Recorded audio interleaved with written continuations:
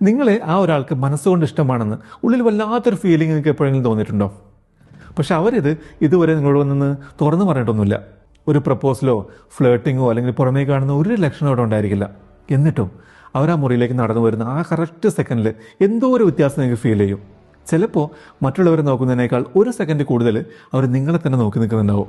അല്ലെങ്കിൽ ആഴ്ചകൾക്ക് മുമ്പ് അല്ലെങ്കിൽ മാസങ്ങൾക്ക് മുമ്പ് നിങ്ങൾ വെറുതെ പറഞ്ഞ എന്തെങ്കിലും ഒരു ചെറിയ കാര്യം അവർ കൃത്യമായി ഓർത്തു വെച്ചിട്ടുണ്ടാകും.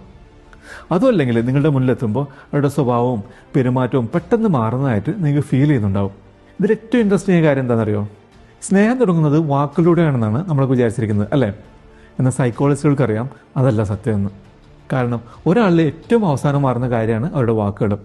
അവർക്ക് നിങ്ങളോടൊരു ആകർഷണം, അട്രാക്ഷൻ ഉണ്ടെന്ന് അവർ ഉള്ളുകൊണ്ട് സമ്മതിക്കുന്നതിനും എത്രയോ മുമ്പ് അവരുടെ ശരീരം അത് അറിഞ്ഞിട്ടുണ്ടാകും. അവരുടെ കണ്ണുകൾക്ക് അത് മനസ്സിലായിട്ടുണ്ടാവും. അവരുടെ നാഡീവ്യവസ്ഥയ്ക്ക് അത് കറക്റ്റായിട്ട് ഒപ്പിയെടുക്കാൻ പറ്റിയിട്ടുണ്ടാവും.